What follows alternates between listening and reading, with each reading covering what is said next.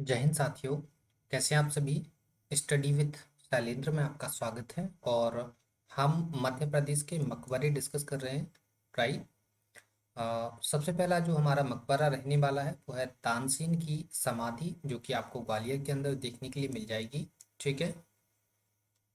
तानसेन की अगर हम बात करें तो सेन जो है ये अकबर के नवरत्नों में शामिल हुआ करते थे। कौन थे?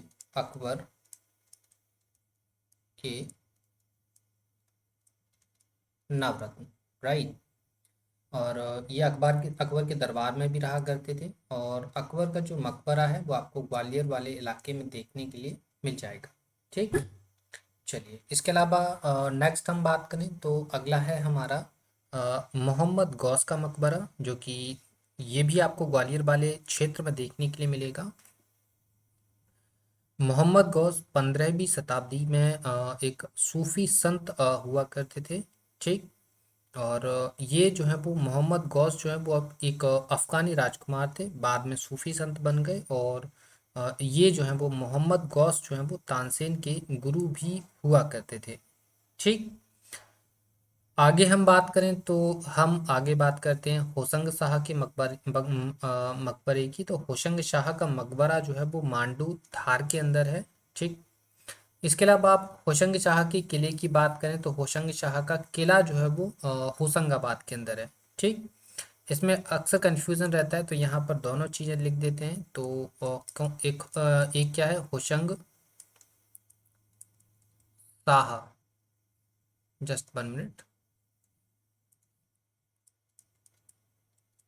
होशंग शाह, इनकी अगर हम बात करते हैं किसकी मकबरे की, तो इनका मकबरा कहाँ पर है? इनका मकबरा है धार के अंदर। और इनकी अगर हम महल की बात करें, ठीक, तो इनका महल जो है वो आपका होशंगाबाद वाले इलाके में आपको जो है वो नज़र आ जाएगा। ठीक। चलिए आगे देखिए ज़रा। अ, होशंग शाह जो है वो मध्य भारत के मालवा का पहला औपचारिक रूप से नियुक्त राजा हुआ करता था। और इसकी समाधि आपको बता दी है मांडू, जो कि धार वाले इलाके में आपको देखने के लिए मिलेगा। ठीक है। होशंग शाह ने जामा मस्जिद बनवाई थी, दिल्ली दरवाजा बनवाया था। ठीक। और अपने स्वयं के मकबरे का निर्माण कार्य भी इसने शुरू करवाया था। बाद में होशंग शाह का जो लड़का होता है उसका नाम होता है महमूद शाह, वो जो है वो होशंग शाह के मकबरे का कार्य जो है वो पूरा कराता है। ये जो होशंग शाह का मकबरा जो है वो संगमरमर से बना पहला मकबरा है। ठीक। आगे अगर हम देखें तो तात्या टोपे की समाधि शिवपुरी में नजर आएगी। रानी लक्ष्मीबाई की समाधि ग्वालियर में आपको दिखेगी। झलकारी बाई की समाधि ये भी आपको ग्वालियर में नजर आएगी। पेशवा बाजीराव की समाधि ये खरगोन में नजर आएगी। और इनके हम जन्म को लेकर बता ही चुके हैं कि पेशवा बाजीराव का जन्म कहाँ हुआ था? असीरगढ़ के किले के अंदर हुआ था। ठीक। नवाब हसन सिद्दीकी का जो मकबरा है वो भोपाल के अंदर है। रानी अवंती बाई की समाधि मंडला के अंदर है। ठीक। आगे हम बात करें तो छत्री ये शिवपुरी के अंदर है। और ये जो छत्री है ये माधवराव सिंधिया का समाधि स्थल जो है वो मानी जाती है। ठीक। छत्री को जो है, किसको? इसको जो छत्री जो कि माधवराव सिंधिया की समाधि है, इसको जो है वो शिवपुरी का ताजमहल कहा जाता है। क्या कहा जाता है? शिवपुरी का ताजमहल। ठीक। चलिए आगे हम देखें तो बैजू बावरा की समाधि। तो बैजू बावरा की समाधि जो है वो चंदेरी के अंदर है। चंदेरी आपको पता है कहाँ आता है? अशोक नगर के अंदर जो है वो आता है, ये आप याद रखेंगे। ठीक। बैजू बावरा के अगर हम वास्तविक नाम की बात करें तो बैजू बावरा का जो वास्तविक नाम है वो है बैजनाथ मिश्र। ठीक। और ये जो है वो राजा मानसिंह तोमर के राज दरबारी कवि हुआ करते थे। और इनकी मृत्यु की अगर हम बात करें तो मृत्यु जो है वो 1613 के अंदर चंदेरी में जो है वो हो जाती है। और चंदेरी में ही इनका जो है वो मकबरा बनवा दिया जाता है। ठीक। चलिए आगे देखिए, कान्हा बाबा की समाधि सोडलपुर, जो कि हरदा जिले के अंदर आपको देखने के लिए मिलेगा। मुमताज महल की कब्र, ये बुरहानपुर के अंदर है। आप देखेंगे कि बुरहानपुर में भी कहाँ, असीरगढ़ के किले में। ठीक, क्योंकि मुमताज महल की जो मृत्यु है वो प्रसव पीड़ा के दौरान असीरगढ़ के किले में हुई थी। ठीक, इसके अलावा हम बात करें तो दोस्त मोहम्मद खान का मकबरा, ये भोपाल के अंदर है। और एशिया की सबसे छोटी मस्जिद, जिसे हम ढाई सीढ़ी की मस्जिद के नाम से जानते हैं, इसका निर्माण जो है वो दोस्त मोहम्मद खान ने करवाया था, और ये भोपाल की पहली मस्जिद भी मानी जाती है। ठीक, चलिए आगे देखिए जरा, कुंवर चैन सिंह की समाधि। कुंवर चैन सिंह की समाधि जो है वो नरसिंहगढ़ के अंदर है, जो कि राजगढ़ वाले इलाके के अंदर आपको देखने के लिए मिल जाएगा। इसके अलावा कुंवर चैन सिंह की जो समाधि है वो मध्य प्रदेश की एकमात्र समाधि है जहां पर गार्ड ऑफ ऑनर दिया जाता है। ठीक, रानी रूपमती और राजा बाज बहादुर का मकबरा भी आपको राजगढ़ वाले इलाके में देखने के लिए मिल जाएगा। ठीक, चलिए तो ये हमारे मध्य प्रदेश की मकबरे हो गए। इसके बाद हम मध्य प्रदेश की गुफाएं जो है वो डिस्कस करेंगे। सबसे पहले हम बात करते हैं भीमबेटका की गुफाएं। तो ये कहाँ पर है, ये रायसेन वाले इलाके में आपको नजर आएंगी।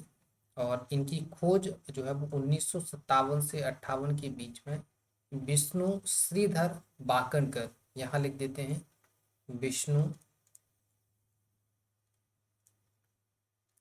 श्रीधर बाकनकर, ठीक, ने जो है वो इसकी खोज करी थी। क्लियर।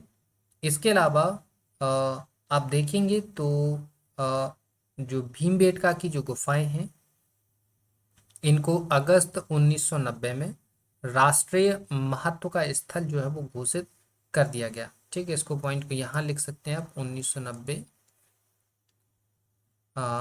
राष्ट्रीय महत्व का स्थल घोषित। ठीक, चलिए, विश्व का सबसे बड़ा गुफा समूह जो है वो भीमबेटका की गुफाएं हैं। ठीक, यह गुफाएं मध्य प्रदेश की प्राचीनतम गुफाएं हैं, और 2003 के अंदर जो है वो इनको यूनेस्को की विश्व धरोहर की सूची में जो है वो शामिल कर लिया गया। तो यहाँ पर एक और पॉइंट आप लिख सकते हैं 2003, यहाँ पर अगर आपको नहीं दिख रहा है तो। 2003 में क्या हुआ था, 2003 में यूनेस्को की विश्व धरोहर सूची में शामिल। ठीक, क्लियर, ये आपको समझ में आ गया। चलिए आगे हम बात करते हैं। आगे है हमारी, यहाँ पर अगर आपको नजर नहीं आ रहा है तो यहाँ लिख देते हैं भर्तहरि की गुफाएं। भर्तहरि की गुफाएं, ठीक, ये गुफाएं कहाँ पड़ती हैं, ये पड़ती हैं गुफाएं उज्जैन के अंदर। ठीक, कहाँ पड़ती हैं साथियों, ये पड़ती हैं आपकी उज्जैन के अंदर। ठीक, इन गुफाओं की अगर हम संख्या की बात करें मेरे साथियों, तो इन गुफाओं की जो संख्या है वो टोटल 9 है। क्लियर। निर्माण की बात करें तो निर्माण होता है इनका 11वीं शताब्दी के दौरान। कब होता है, 11वीं शताब्दी के दौरान इनका जो है वो निर्माण होता है। ठीक है, और निर्माण करवाता कौन है, निर्माण करवाते हैं परमार राजा। क्लियर, ये चीज आपको समझ में आ गई है। चलिए आगे हम देखें। आगे हम बात करते हैं मांडा की गुफाएं। कौन सी गुफाएं, मांडा की गुफाएं कहाँ पर आपको देखने के लिए मिलेंगी, ये देखने के लिए मिलेंगी आपको मध्य प्रदेश के पूर्वी हिस्से में। मध्य प्रदेश का पूर्वी हिस्सा भी कौन सा, सिंगरौली वाला। ठीक, सिंगरौली वाले इलाके में आपको जो है वो मांडा की गुफाएं नजर आएंगी। ठीक है, और अगर हम देखें कि इनका निर्माण हुआ कब था, तो माना जाता है कि इनका जो निर्माण है वो 7वीं से 8वीं शताब्दी के दौरान इनका जो है वो निर्माण हुआ होगा।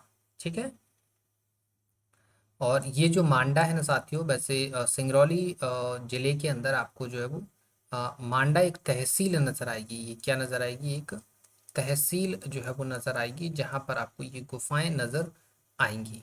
ठीक है, चलिए आगे हम बात करें तो हम बात करते हैं पांडव गुफाओं की। किसकी बात करते हैं? हम बात करते हैं पांडव गुफाओं की।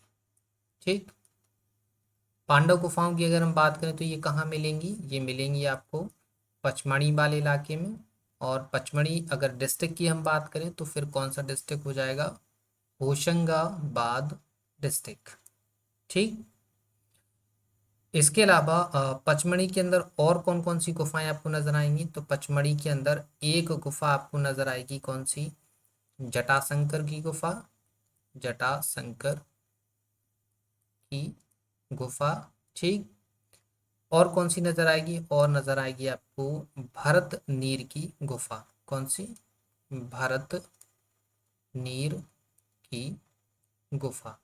ठीक, चलिए आगे हम देखें तो आगे हम बात करते हैं बाघ की गुफाओं की। कौन सी गुफाएं? बाघ की गुफा। ठीक, ये कहाँ पड़ती हैं साथियों? बाघ की जो गुफाएं हैं वो पड़ती हैं आपकी धार डिस्ट्रिक्ट के अंदर। और इनकी अगर हम डिस्कवरी की बात करें, अगर हम इनकी खोज की बात करें तो खोज होती है आपकी 1818 के अंदर। ठीक, और खोज करते कौन है? खोज करते हैं डेंजर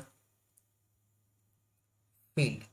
ठीक, डेंजर फील्ड जो है वो बाघ की गुफाओं की खोज करते हैं। ठीक, ये जो बाघ की गुफाएं जो हैं वो किस नदी किनारे हैं? तो ये जो है वो बाघ नदी किनारे हैं। किस नदी किनारे हैं? बाघ नदी के किनारे हैं।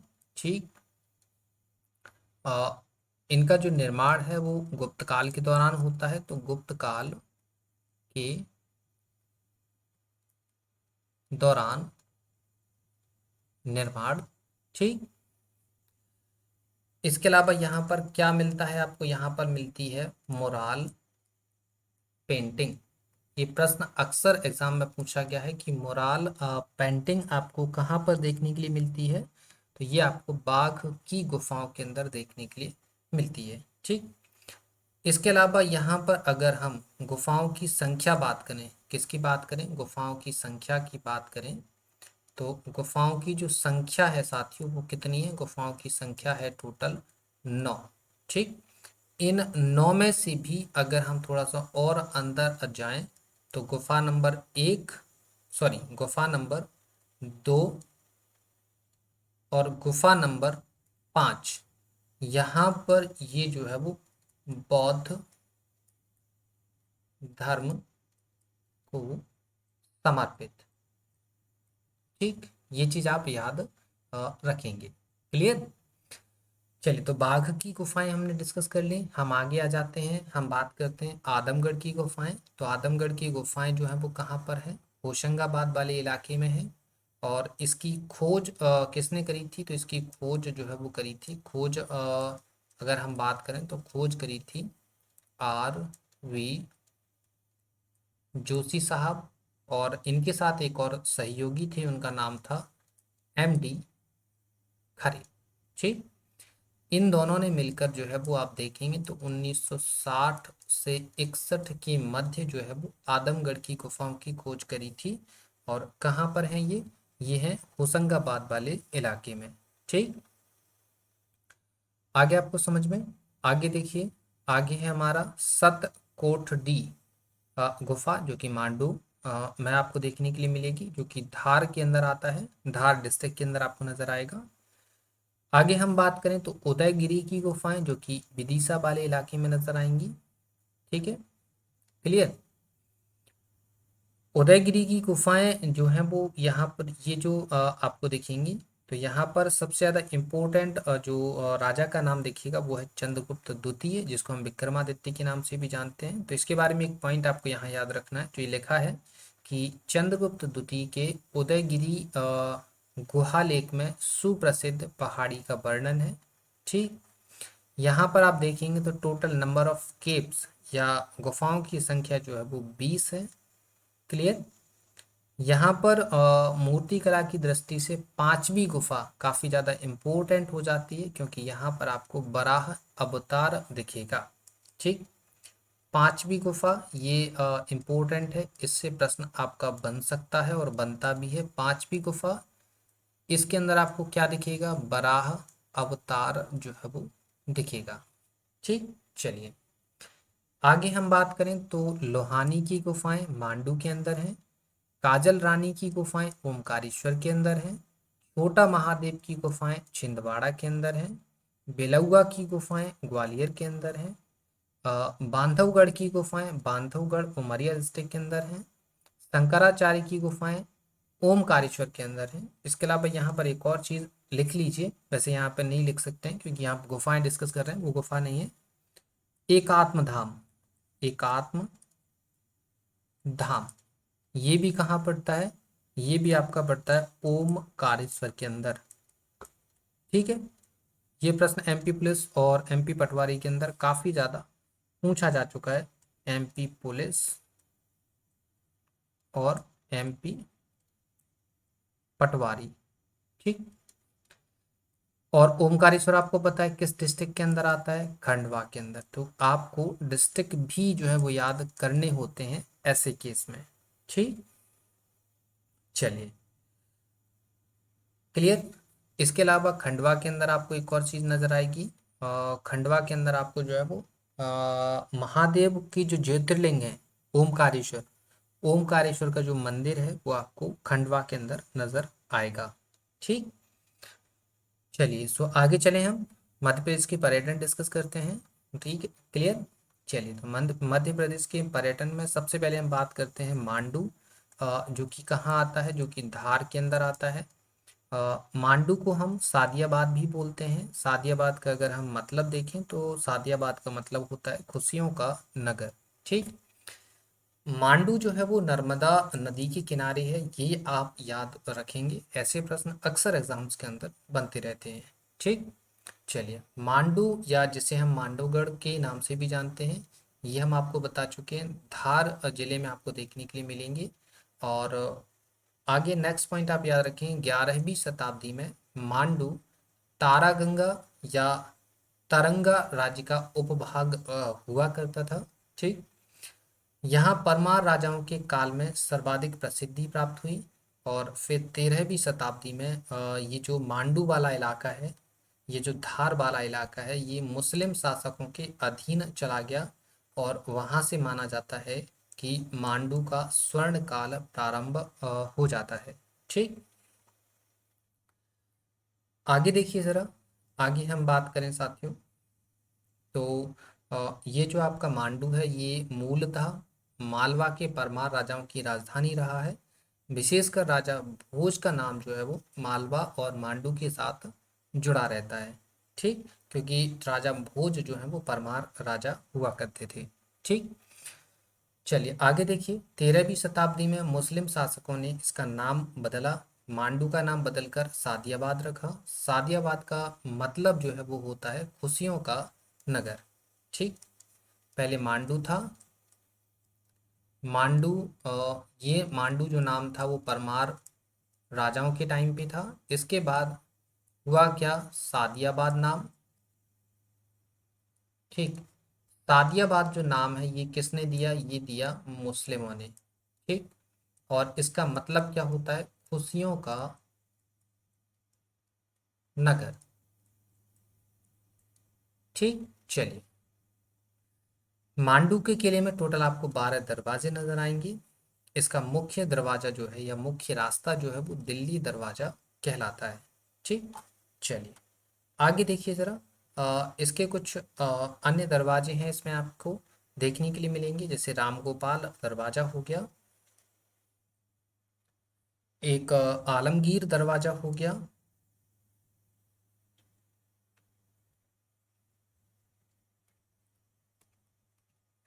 एक भंगी दरवाजा हो गया, गाड़ी दरवाजा हो गया, जहांगीर दरवाजा हो गया, तारापुर दरवाजा हो गया। ठीक, मांडू के पर्यटन की अगर हम बात करें तो यहाँ पर रानी रूपमती और बाज बहादुर का महल आपको देखने के लिए मिलेगा। ठीक, यहाँ पर एक चीज याद रखिएगा कि महल आपका कहाँ पर है, मांडू के अंदर है, जबकि मकबरे की हम बात करें तो मकबरा जो है वो राजगढ़ के अंदर आपको नजर आएगा। ठीक, यहाँ पर रेवा कुंड जलाशय आपको नजर आएगा। इसके अलावा दारा खान का मकबरा यहाँ पर नजर आएगा।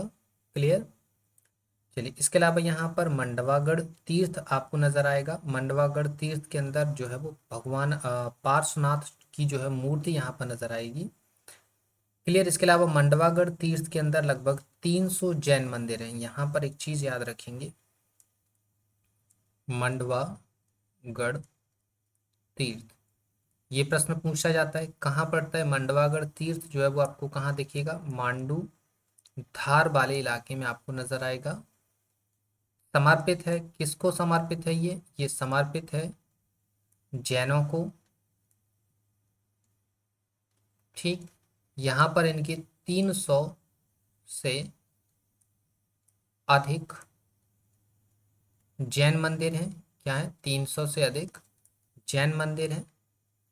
इसके अलावा यहाँ जो है वो भगवान पार्श्वनाथ की मूर्ति नजर आएगी, पार्श्वनाथ की मूर्ति। ठीक, भगवान पार्श्वनाथ की मूर्ति आपको यहाँ पर नजर आएगी। मूर्ति की हाइट की अगर हम बात करें, मूर्ति की जो हाइट है यहाँ पर, मूर्ति की हाइट कितनी है, मूर्ति की हाइट है 91.54 सेंटीमीटर। ठीक, क्लियर, ये समझ में आ गया। चलिए, यहाँ पर एक जामी मस्जिद आपको नजर आएगी। क्लियर। चलिए आगे अगर हम देखें तो यहाँ पर एक चंपा बावली और हमाम आपको नजर आएगा। यहाँ पर ये पॉइंट्स हैं, इतने ज़्यादा इम्पोर्टेंट नहीं है। एमपी पुलिस और एमपी पटवारी के परिप्रेक्ष्य में इतना ज़्यादा डेप्थ में आपसे नहीं पूछा जाएगा। ठीक, दिलावर खान की मस्जिद ये आपको मांडू के अंदर नजर आएगी। तबेली महल ये मांडू के अंदर नजर आएगा। नीलकंठ तीर्थ ये भी आपको जो है वो कहाँ नजर आएगा, मांडू के अंदर नजर आएगा। ठीक, सो आज के इस वीडियो के अंदर इतना ही। नेक्स्ट वीडियो के अंदर हम आगे के लिए कंटिन्यू करेंगे और उसमें हम मध्य प्रदेश के अन्य जो हमारे पर्यटन स्थल रहेंगे उनको जो है वो कंसीडर करेंगे। ठीक है, इसकी पीडीएफ आपको टेलीग्राम चैनल पर मिलेगी। क्लियर। और टेलीग्राम चैनल की लिंक आपको वीडियो के डिस्क्रिप्शन में दी गई है, तो आप वहाँ से टेलीग्राम चैनल को जो है वो ज्वाइन कर पाएंगे। क्लियर। चलिए, तो फिर मिलते हैं आपसे नेक्स्ट वीडियो में, तब तक के लिए धन्यवाद।